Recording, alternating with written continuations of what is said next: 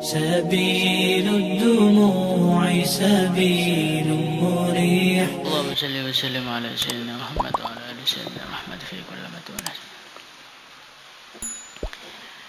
بسم الله الرحمن الرحيم. أم حسبت أن أصحاب الكهف والرقيم كانوا من آياتنا عجبا إذ أوى الفتية إلى الكهف فقالوا ربنا آتنا من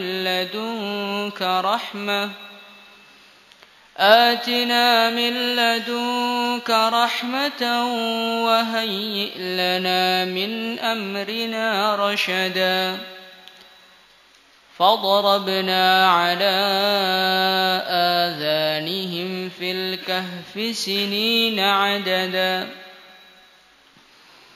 ثم بعثناهم لنعلم أي الحزبين أحصى لما لبثوا أمدا نحن نقص عليك نبأهم بالحق إنهم فتية آمنوا بربهم وزدناهم هدى.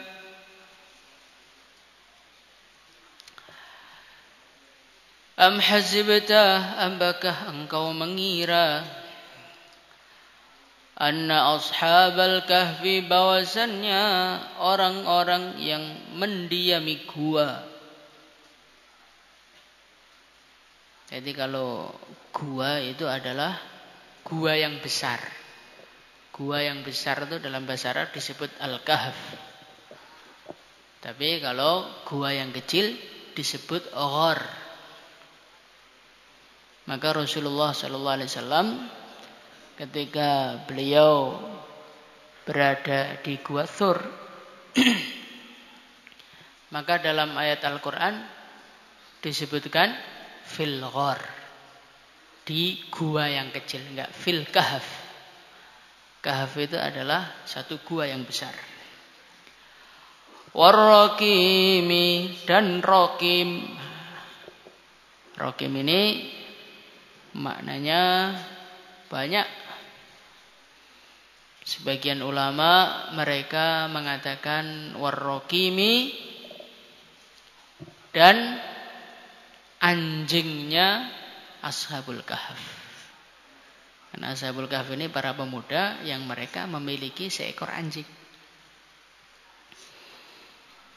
Sebagian ulama mereka mengatakan warraqimi maksudnya adalah satu catatan, karena rokim, rokmun, rokoma ini artinya adalah mencatat. Maka rokim itu sebagian ulama mengartikan itu merupakan catatan-catatan yang berisi nama-namanya ashabul kahf. Maka dari sinilah sebagian ulama mereka ini mengambil istimbat, bikin jimat dengan menulis nama-namanya orang soleh. Nah, termasuk jimat yang terkenal adalah jimat yang di dalamnya ada tulisan nama-nama pasukan Badar. Jadi orang itu kalau soleh betulan itu namanya tok itu loh mendatangkan barokah. Tapi kalau orang itu jelek, ingat namanya tok langsung mengotori hati. Warraqimi, dan rokim, kanu mereka itu min ayatina, termasuk tanda-tanda kebesaran kami, ajaban yang menakjubkan. Kemudian Allah Subhanahu wa taala mulai bercerita mengenai ashabul kahf, para penghuni gua. Siapakah mereka? Idh awa, ingatlah ketika para pemuda itu ingatlah ketika berlindung al-fityatu para pemuda ilal kahfi ke dalam gua. Faqalu, maka mereka mengatakan, Rabbana, wahai Tuhan kami, atina, berilah kami, min ladunka, dari sisimu, rahmatan, rahmat. Wahai, dan sempurnakanlah, atau wahai, dan perbaikilah, lana, untuk kami, min amrina, dari urusan kami, rasyadan, puncak yang lurus.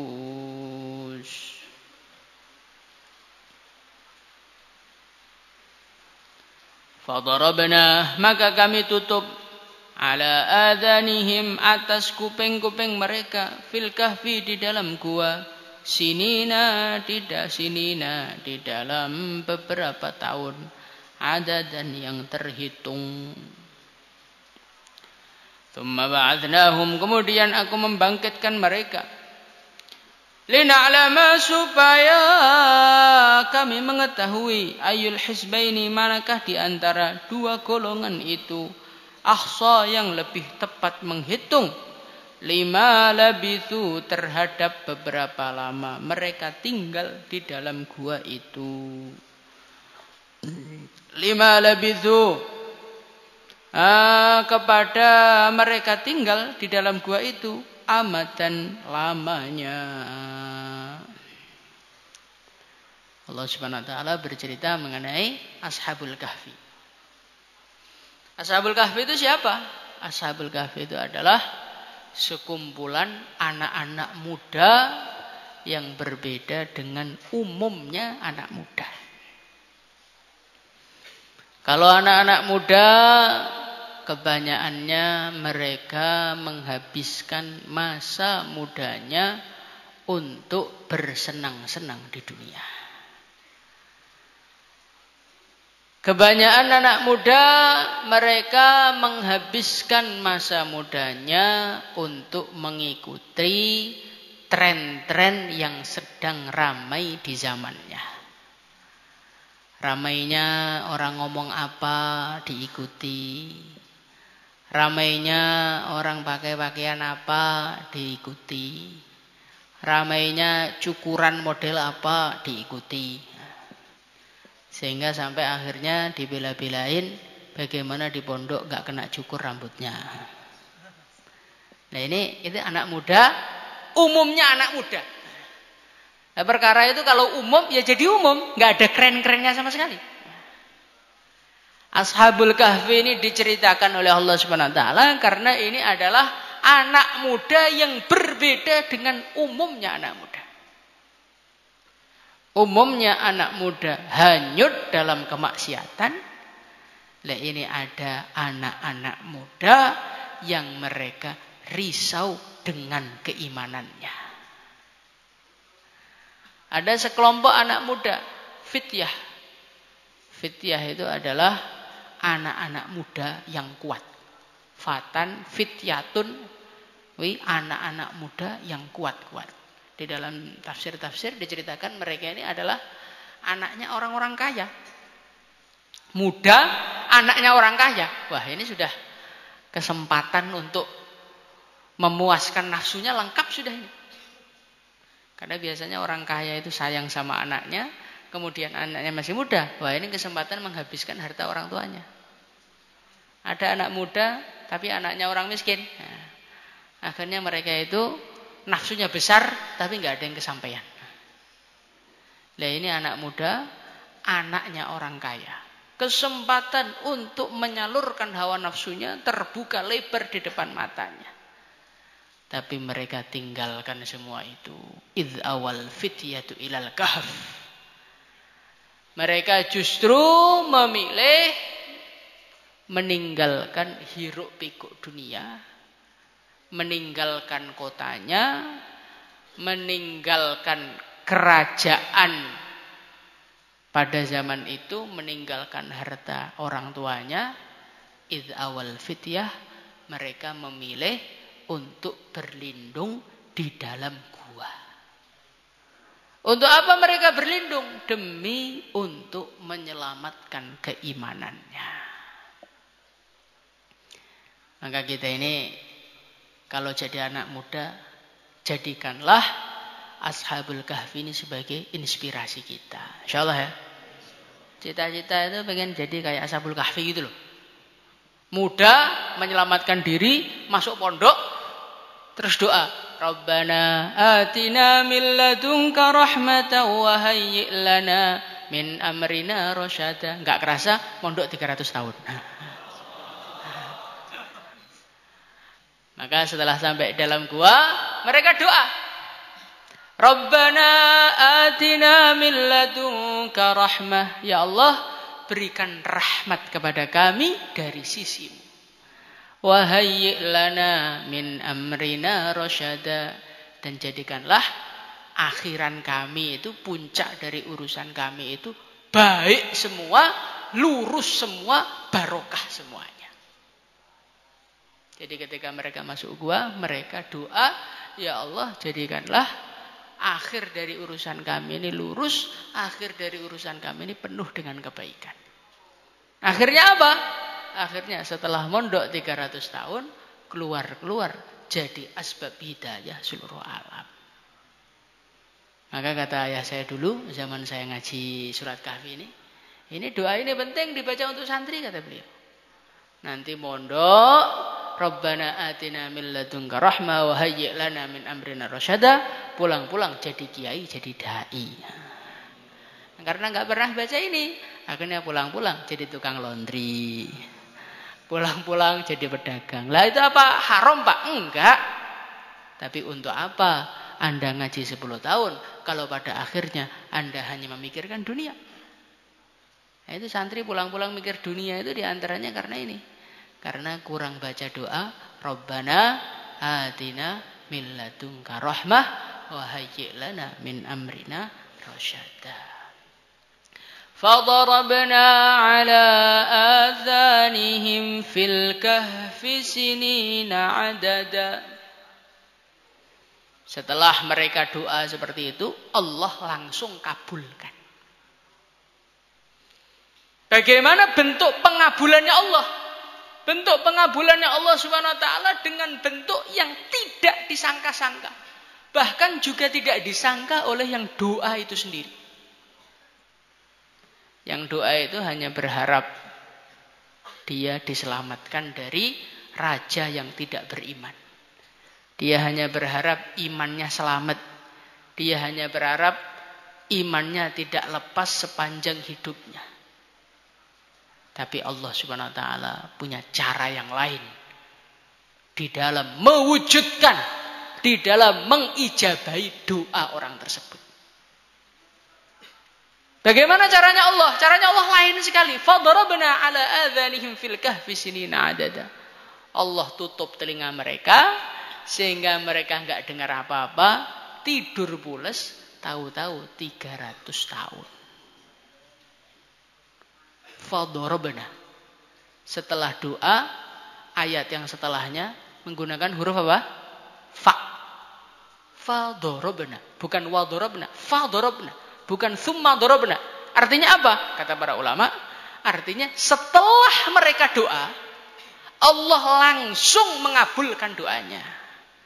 Tapi bentuk pengabulannya sama sekali tidak disangka-sangka, sama sekali tidak terfikirkan, sama sekali tidak terbayangkan. Allah punya cara sendiri di dalam mengabulkan doa hamba-hambanya. Ya, ini kata para ulama, ini juga pelajaran untuk kita gitu loh. Kalau kita ini doa, yakin kalau Allah itu mengabulkan doa kita. Maksudnya udah doa nggak karu-karuan, belum tampak hasilnya.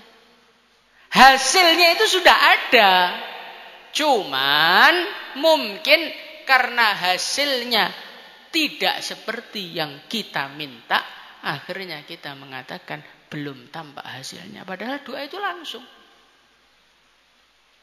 Ud'uni astajib lakum. Ud'uni astajib lakum. Doalah akan aku kabulkan. Ada syarat, ada jawab. Ketika syaratnya terpenuhi, jawabnya mesti langsung ada.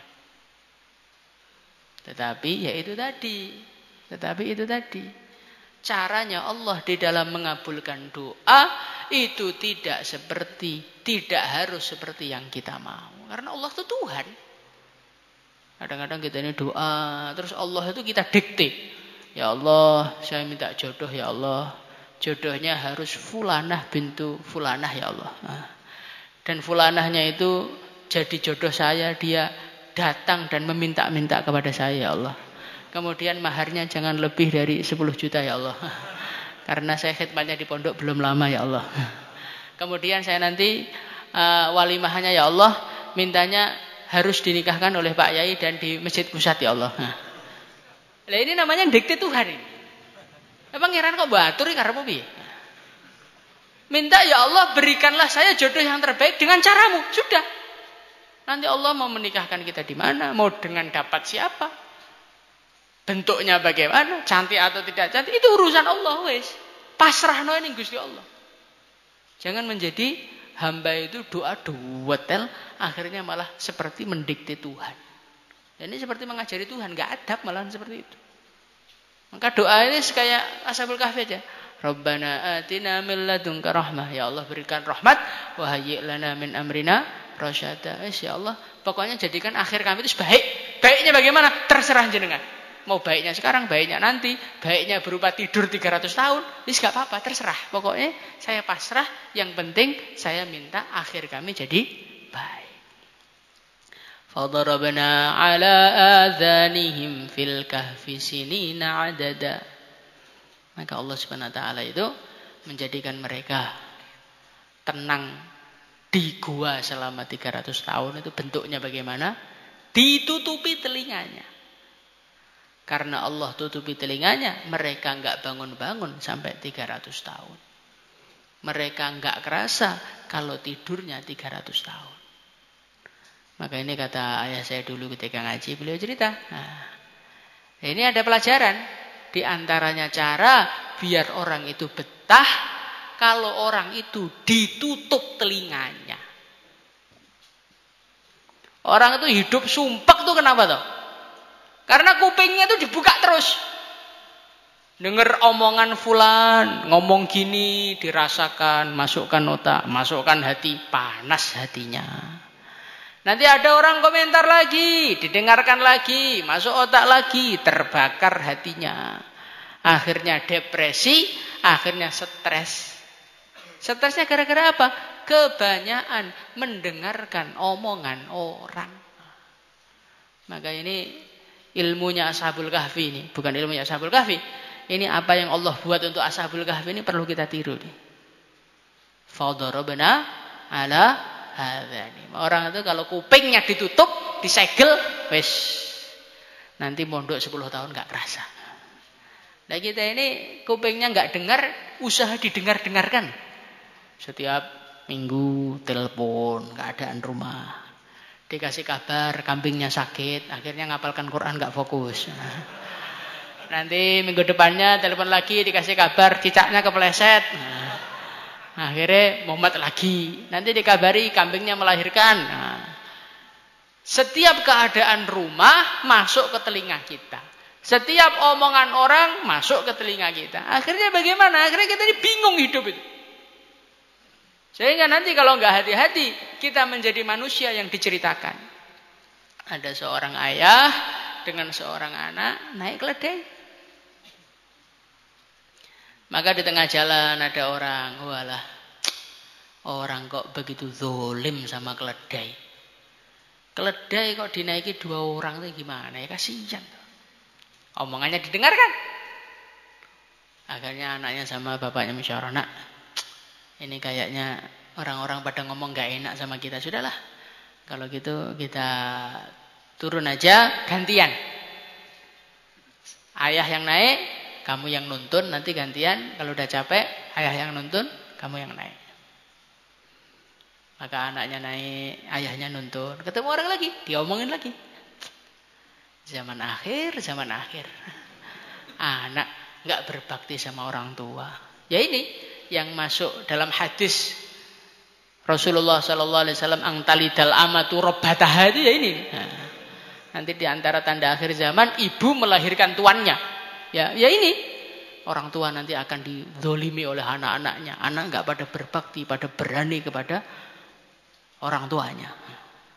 Ayahnya bingung lagi. Anak-anak gini aja lah. Kalau gitu kamu yang nuntun, saya yang naik, saya kan yang tua. Nah, jalan lagi. Ada orang ngomong lagi, dengarkan lagi. Itu zaman sekarang emang sudah zamannya orang-orang tua itu pada nggak sayang sama anaknya. Anak masih kecil, masih muda, suruh jalan kaki, nuntun lagi. Mumet pisan. Kalau gitu kita turun semua aja. Nah, akhirnya mereka berdua turun dari keledai. Manusia berhenti ngomong? Enggak, masih ngomong lagi. Komentar lagi, Masya Allah, kok ada ya manusia dua, bodoh semua lagi. Nah, punya keledai kok cuma dituntun. Mumet akhirnya. Gimana caranya? Udah kita pikul aja. Akhirnya keledainya dipikul. Maka orang mengatakan, ini ayah dengan anak sudah gila semuanya. Ya gitu. Ya gitu, manusia itu kalau tidak tutup telinga, wes toh, nggak akan bisa kita meridokan semua orang tuh nggak akan bisa. Maka ada sebuah pepatah. Orang tuh kalau pengen selamat dari komentar nggak bisa. Walau sahabal insanu Jibrila lama salima min qila au qala. Malaikat Jibril itu ya, umpama akrab sama manusia. Malaikat nggak punya dosa. Maka malaikat Jibril nggak akan lepas dari komentar. Malaikat Jibril nanti dikritik nanti. Kalau malaikat Jibril akrab sama kamu gitu, nanti mesti kamu gibah. Walau sahabal insanu Jibril lama salima min qila au qala. Ya iso. Manusia ini memang juara di dalam berkomentar. Maka tata cara selamat di dalam hidup gampang. Fadarabna ala adzanim. Sudah, tutup aja telinganya. Ditutup telinganya, enggak usah dengar omong manusia, dengarkan apa yang diajarkan baginda Nabi Muhammad sallallahu alaihi wasallam, tawajuh ngadep akhirat, tahu-tahu masuk surga. Enak toh? Nah, kadang-kadang kita ini karena terlalu banyak mendengarkan komentar orang, akhirnya justru kita ini meninggalkan kewajiban-kewajiban yang harus kita jaga. Kewajiban-kewajiban yang harus kita tunaikan. Contoh kita sebagai santri. Kewajibannya apa? Ngaji, ngapalkan Quran, nulis kitab Bukhari sampai selesai. Kemudian kita ini dengarkan komentar orang. Temannya bilang, sarungmu kok miring? Akhirnya mikir sarung. Sarung belum selesai, dikomentari lagi. Kokomu kok kepanjangan? Nanti mikir koko lagi. Koko sudah rapi, sarung sudah rapi. Pecinya dikomentari. Ini peci apa ini? Bukan peci ahlu sunnah. Bingung lagi. Peci udah bagus, sarung udah bagus, sarung udah bagus. Komentari lagi. Baju bagus, mukanya biasa aja.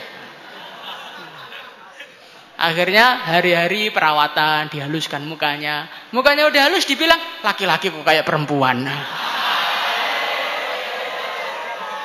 Akhirnya apa? Gara-gara mikirkan omong manusia, Qurannya sampai daurah belum hatam. Bukharinya suluh nuliskan orang. Gara-gara apa? Mendengarkan omongan orang. Makanya fadarabna ala adzan cara paling baik untuk mendapatkan ketenangan sebagaimana Ashabul Kahfi yang mereka nyaman selama di gua 300 tahun. Salasami'atin sinina wasdadu tis'a. Sampai 309 tahun anteng itu loh. Gara-gara apa? Tutup telinga. Maka kalau kita ini pengen mondok itu, pengen tenang ya itu. Pengen tenang, gak kerasa, tutup telinganya. Nanti kalau enggak, baru tamat daurah ditanya, kapan nikah? Mumet nih. Nanti di pondok udah jadi mutakharrijin, sibuk ngajar. Pak Ustadz, tua-tua nanti enggak laku loh.